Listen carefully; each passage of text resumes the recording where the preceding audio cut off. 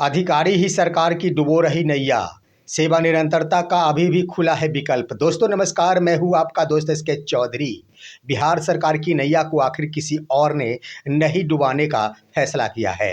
बिहार सरकार के नैया को डुबाने वाला शिक्षा विभाग के आला अधिकारी ही है, जिन्होंने ऐसी ऐसी रणनीति बनाई है जिसके कारण मुख्यमंत्री को अब तो इस बार वर्ष 2025 में अपनी कुर्सी बचाना काफ़ी मुश्किल हो गया है। दोस्तों आइए शिक्षा विभाग के अधिकारियों के द्वारा आखिर कौन कौन सी नीतियों का उपयोग किया गया जिसके कारण मुख्यमंत्री का यह नैया अब तो डूबते नजर आ रहा है। आइए आज के इस वीडियो में चर्चा करते हैं कि आखिर मनसा साफ हो तो सेवा निरंतरता के लिए अभी भी विकल्प खुला है, लेकिन मनसा तो जग जाहिर हो जाता है उस समय जब दिशा निर्देश दे दिया जाता है कि SOP जारी करेंगे, उसके बाद ही फिक्सेशन होगा। दोस्तों आइए इस पर चर्चा करने से पहले एक बार फिर से मैं आपसे गुजारिश करना चाहूँगा, अगर आपने अभी तक हमारे इस चैनल सुसत्य वचन को सब्सक्राइब नहीं किए हैं तो कृपया अभी सब्सक्राइब कर लेंगे। बिहार सरकार की नैया को डुबाने वाला कोई और नहीं, बिहार शिक्षा विभाग के आला अधिकारी है। दोस्तों कई ऐसे सबूत है और तथ्य है जिस पर आप गौर करेंगे तो आपको स्पष्ट हो जाएगा कि आखिर अधिकारियों ने कौन सा खेल खेला जिसके कारण ना तो शिक्षकों के सपने पूरे हो पाए और ना ही सरकार के सपने पूरे हो पाए। इसके साथ साथ दोस्तों हम चर्चा करेंगे बाद में कि आखिर सेवा निरंतरता का विकल्प अभी भी खुला है, बशर्ते पदाधिकारी का मनसा साफ होना चाहिए। दोस्तों आप गौर करेंगे जब कमेटी का गठन हुआ विशिष्ट शिक्षकों के लिए, उसी समय यह लग गया था कि विशिष्ट शिक्षकों को अब सेवा निरंतरता मिल जाएगा। लेकिन हुआ क्या, आखिरी तारीख में जब तिथियों में बदलाव यानी एक बार और बैठक का तिथि निर्धारित कर दिया गया। आखिर क्यों? वो भी तिथि इसलिए निर्धारित की गई और उस समय में निर्धारित की गई जिस समय बैठक हो या फिर ना हो, लेकिन बैठक के फैसलों का कोई ज़्यादा असर नहीं पड़ेगा। तो यहाँ पर अधिकारियों के द्वारा अगर उसी तिथि को अंतिम रूप से अमली जामा पहना दिया जाता विशिष्ट शिक्षकों के सेवा निरंतरता पर, तो आखिर शिक्षकों को मिल जाता सेवा निरंतरता और शिक्षक सरकार का गुणगान करना भी शुरू कर देते। लेकिन उन अधिकारियों की यह मनसा थी कि सरकार की नैया डूबनी चाहिए, जिसके लिए उन्होंने आखिर तिथि में बदलाव करते हुए एक बार और 15 दिनों का समय ले लिया। उसके बाद गौर करेंगे दोस्तों, PTM विद्यालयों में शिक्षक अभिभावक बैठक का आयोजन किया गया था। तमाम छात्रों की परीक्षाएं आयोजित हुई, उसमें रिजल्ट प्रकाशन की तिथि और तमाम बच्चों का यह ग्रेड कार्ड वितरण किया जाना था। इसके लिए 27 सितंबर तिथि निर्धारित थी, लेकिन तिथि में बदलाव करते हुए एक बार फिर से वह 11 तारीख तय कर दिया गया। आखिर क्यों? शिक्षकों को तो लग रहा था कि ठीक है आगे बढ़ा दिया गया है। क्यों बढ़ाया गया इसका खुलासा नहीं हुआ, लेकिन पर्व का हवाला दिया गया था। परंतु दोस्तों यहाँ पर गौर करने की बात है कि आज ही पत्र जारी करते हुए उस 11 अक्टूबर की तिथि को भी स्थगित कर दिया गया कि बिहार में आचार संहिता लागू है, इसलिए भीड़ भाड़ इकट्ठा नहीं करना है। यहाँ पर उन अधिकारियों की यह मनसा थी कि अगर तमाम अभिभावक विद्यालय पहुँच जाते हैं तो सरकार यहाँ पर सुर्खियाँ बटोर लेगी, क्योंकि इन दिनों विद्यालयों में छात्रों के लिए कॉपियाँ बांटी जा रही है, उसके बाद कीटे बांटे जा रहे हैं, बैग दिए जा रहे हैं, बोतलें दिए जा रहे हैं। सरकार का गुणगान तो जरूर होता, लेकिन आखिर पदाधिकारियों की यह मनसा थी कि आखिर मुख्यमंत्री या सुर्खियाँ नहीं बटोरे, कैसे उनकी नैया डूबे। इसके लिए उन्होंने 11 अक्टूबर का समय दिया, जो कि अब तो आचार संहिता का ही भेंट चढ़ गया है। यहाँ पर आप दोस्तों देख लेंगे, दूसरी तरफ आप गौर करेंगे तो अब तो पदाधिकारियों के स्तर से भी खेल खेलना प्रारंभ कर दिया गया है। आइए हम बातें करते हैं कि आखिर जिला स्तर के पदाधिकारी के द्वारा, जो बांका जिला शिक्षा पदाधिकारी के द्वारा पत्र जारी किया गया, वो आप भी देख रहे होंगे, आपके स्क्रीन पर है कि शिक्षक अगर विलंब से आते हैं विद्यालय में, लगातार 3 दिनों तक विलंब से आते हैं, तो उन्हें 1 दिन का वेतन का कटौती कराना होगा। यानी शिक्षा विभाग की ओर से 1 दिन के वेतन की कटौती कर ली जाएगी अगर शिक्षक लगातार 3 दिन 9:30 से बाद आते हैं। साथ ही साथ जो पत्र जारी किया गया है इसमें एक और बात का उल्लेख कर दिया गया है कि प्रधानाध्यापक को इस आशय का प्रमाण पत्र देना होगा कि हमने ई शिक्षा कोष पोर्टल पर तमाम शिक्षकों की उपस्थिति की जांच कर ली है और इनके इस माह के वेतन भुगतान की अनुशंसा की जाती है। यानी प्रधानाध्यापकों को बांध दिया गया। प्रधानाध्यापक ही शिक्षक अगर समय से आते हैं कि नहीं, अगर थोड़ा सा भी किसी कारण से विलम्ब हो जाता है तो अनुशंसा कर देंगे कि आप इनका वेतन काट ले। यह सिर्फ एक जिला में जिला शिक्षा पदाधिकारी के स्तर से जारी किया गया है। अब आइए दोस्तों, यहाँ पर पे प्रोटेक्शन का मसला आखिर हल होते नजर आ रहा था। शिक्षकों की आशाएं जाग गई थी, लेकिन एक बार फिर से एसओपी का मसला देकर इस पर भी विराम लगा दिया गया।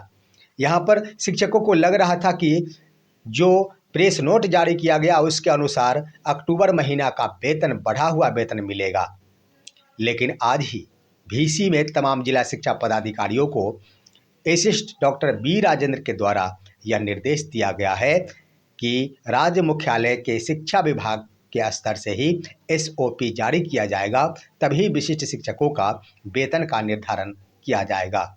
एसओपी का मतलब दोस्तों आप समझ गए होंगे, स्टैंडिंग ऑपरेटिंग प्रोसीजर, यानी सीधा अर्थ होता है निर्देशों का संग्रह।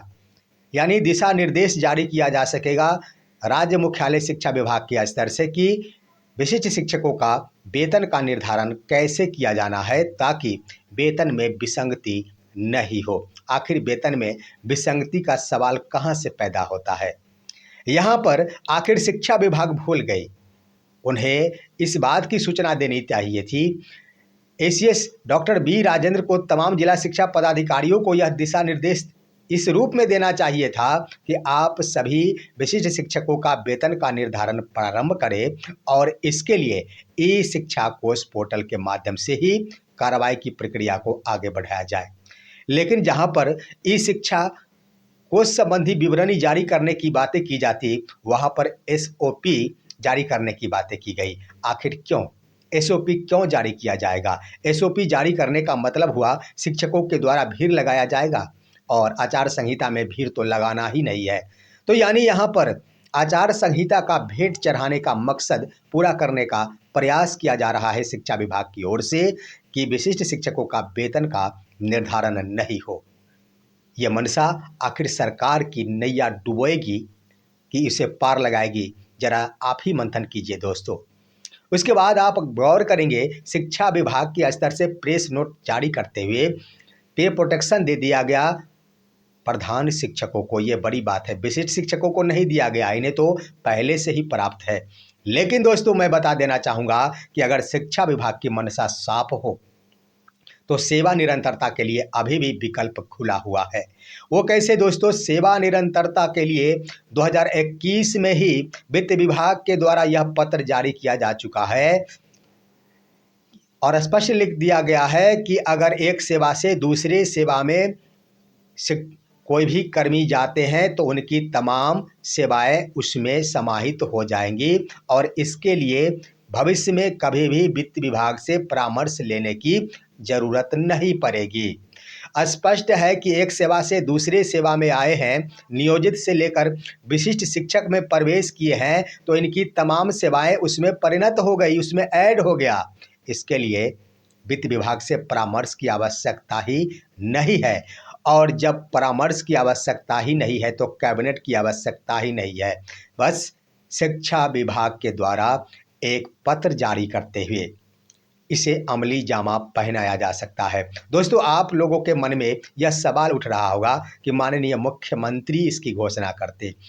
दोस्तों माननीय मुख्यमंत्री घोषणा क्या करेंगे? जब उन्हें क्रेडिट लेने की बात आती है तब वो घोषणा कर सकते हैं, लेकिन काम तो विभागीय स्तर पर ही होता है, चाहे माननीय मुख्यमंत्री के घोषणाओं के उपरांत हो या फिर विभाग के घोषणा के उपरांत हो। आप गौर करेंगे जब ट्रांसफ़र का मसला चल रहा था, 1,30,000 शिक्षकों का जब transfer ACS doctor S Siddharth के द्वारा कर दिया गया था, उसके बाद ही माननीय मुख्यमंत्री के द्वारा ट्रांसफ़र के मुद्दे को अपने हाथों में लिया गया था, जिसका परिणाम हुआ कि पूरे बिहार में आज 11 शिक्षकों का ट्रांसफ़र हुआ है। लेकिन उससे पहले तो विभागीय निर्देश के आलोक में ट्रांसफ़र हुआ था। ठीक उसी प्रकार सेवा निरंतरता का मसला है।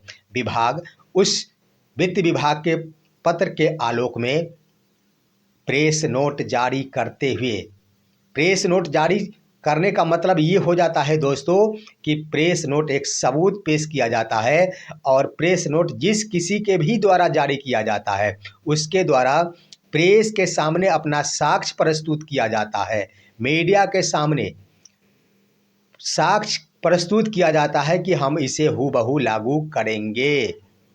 तो प्रेस नोट भी काफ़ी मायने रखता है, और उस प्रेस नोट के आलोक में अलग से पत्र जारी किया जाता है, ये समझने की ज़रूरत है। तो प्रेस नोट जारी कर दिया गया, इसका ये मतलब नहीं कि उस प्रेस नोट के एवज में जिला पदाधिकारियों, जिला शिक्षा पदाधिकारियों के द्वारा कार्य प्रारंभ कर दिया जाए। दोस्तों, वैसे तो विशिष्ट शिक्षकों के लिए पूर्व से जो पत्र निर्गत है जनवरी 2025 और 23 फरवरी 2025 का, उसी के आलोक में फिक्सेशन किया जा सकता है। लेकिन विशिष्ट शिक्षक के अलावे प्रधान शिक्षकों के लिए एक अलग से पत्र जारी करना होगा, या फिर विशिष्ट शिक्षकों के लिए भी अगर पत्र जारी करने की बातें होती है तो एक और पत्र जारी किया जा सकता है, जिसमें उस प्रेस नोट का हवाला दिया जा सकता है।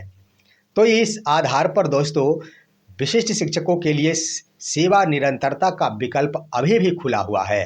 विशिष्ट शिक्षकों को सेवा निरंतरता का लाभ दिया जा सकता है, बशर्ते विभाग की अगर मनसा ठीक हो। हम तो कहना चाहेंगे कि जहां पर वेतन निर्धारण के मसले को आखिर एसओपी के मुद्दे को लेकर स्थगित तत्काल कर दिया गया है, यहाँ पर एसओपी के बदले ई शिक्षा कोष के माध्यम से ही किसी भी कोटि के शिक्षकों का वेतन का निर्धारण किया जाना चाहिए।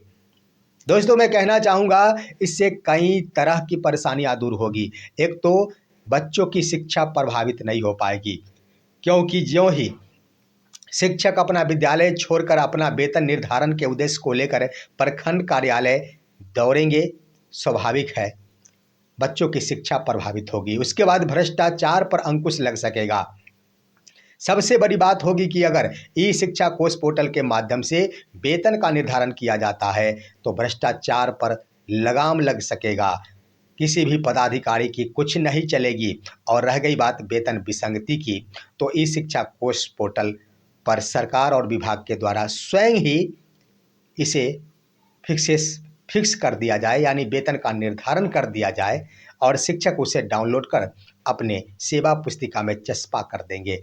ये तो प्रक्रिया है, लेकिन तमाम प्रक्रियाओं पर अगर आप गौर करेंगे तो स्पष्ट हो रहा है कि सरकार की नैया डुबोने का आखिर ठेका ले रखा था तमाम शिक्षा विभाग के अधिकारियों ने, जिसके कारण शिक्षकों को काफ़ी नुकसान हुआ है। साथ ही साथ सरकार के सपने भी पूरा हो पाएंगे कि नहीं, इसकी भी कोई गारंटी नहीं है।